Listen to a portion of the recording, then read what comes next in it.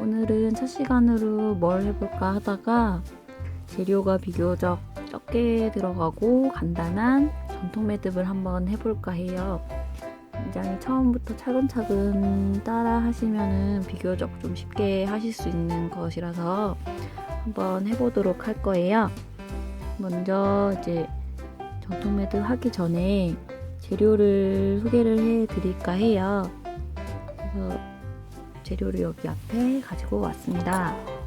자, 보시면은 매듭을 엮기 위해서 필요한 매듭끈, 매듭끈 있죠? 그 다음에 매듭을 엮다 보면 이렇게 손가락으로도 엮지만 이제 강하게 당겨줘야 되거나 하는 부분이 생기는데 그 부분을 당겨줄 수 있게 손끝으로 하면 좀 아프거든요. 그래서 필요한 송곳, 그 다음에 그리고 당연히 끈을 자를 수 있는 가위, 그 다음에 또 이거는 답비라고 하는 물건인데요.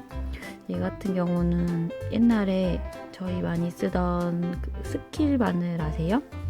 이렇게 털실 같은 거 이렇게 반 접어가지고 하는 스킬 자수 바늘하고 비슷하게 생겼는데, 보시면은 제가 스킬 바늘도 준비해 왔는데 이거랑 비교해 보시면은 똑같이 생겼죠. 근데 조금 다르게 쓸 수 있어요. 왜냐면은 얘 같은 경우는 좀 머리가 얇은 편이고 얘는 머리가 좀 큰 편이에요.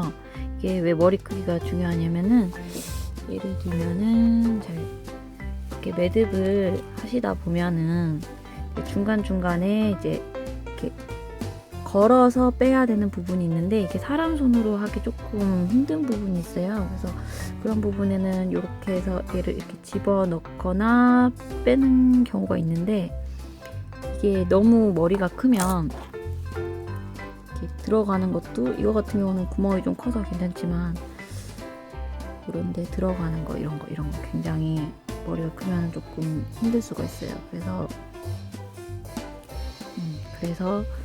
이렇게 머리가 좀 작은 요런 모양의, 보통 답비라고 한다고 하더라고요.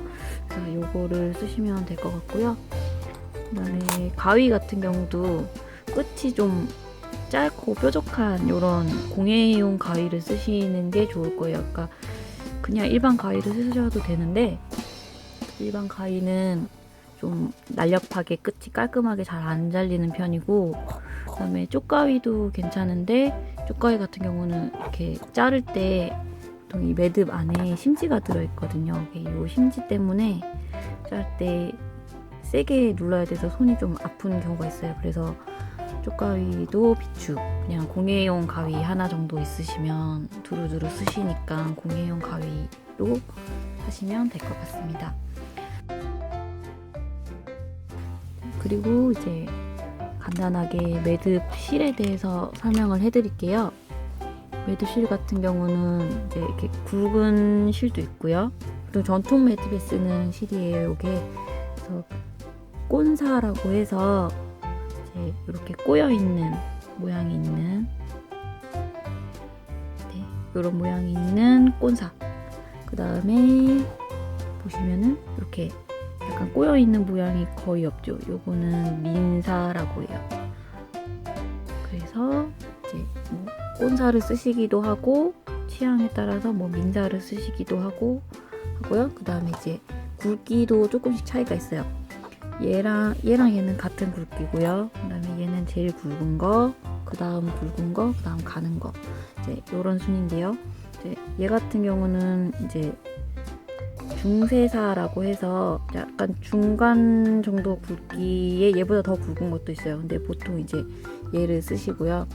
그 다음에 요거보다 조금 가는 거, 그 다음에 얘는 뭐 세사, 그 다음에 뭐 소사 뭐 이렇게 부르더라고요. 그래서 요거는 보통 이제 저희가 쓰는 놀이개나 이런 거 쓰실 때 요거나 요 정도 쓰시더라고요. 그 다음에 좀 가는 거, 이제 요런 거, 이제 요거는 액세서리 같은 거 만들 때 많이 쓰시는 얇은 실이에요. 이런 걸로 뭐 귀걸이를 만든다든지 팔찌를 만든다든지 뭐 그런 거를 많이 하시고요.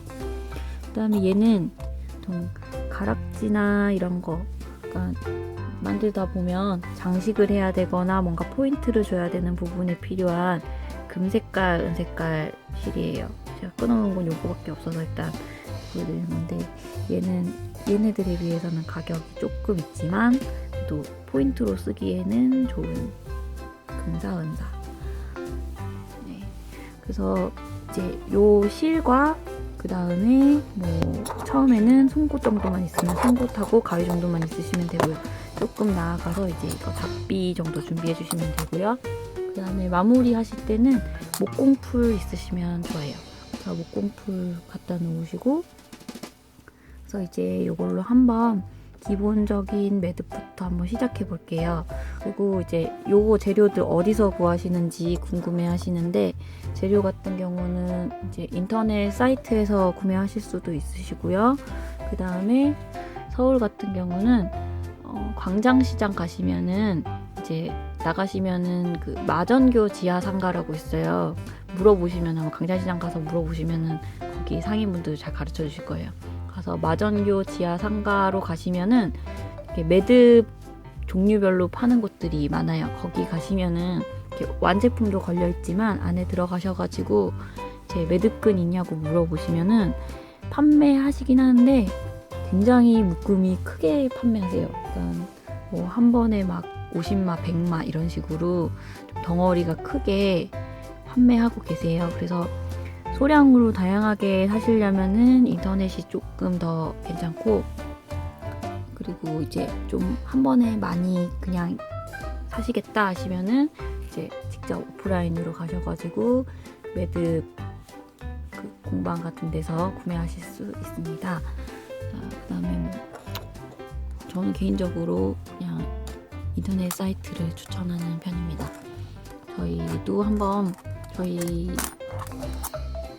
쇼핑몰에도 한번 준비해 보도록 하겠습니다. 일단은 사이트는 제가 아는 사이트를 이렇게 알려드리기는 좀 그렇고 몇 개 없으니까 검색해 보셔가지고 준비해서 첫 시간 한번 시작해 보도록 할게요. 그러면 다음 이제 시간 도래 매듭부터 한번 시작해 보도록 할게요.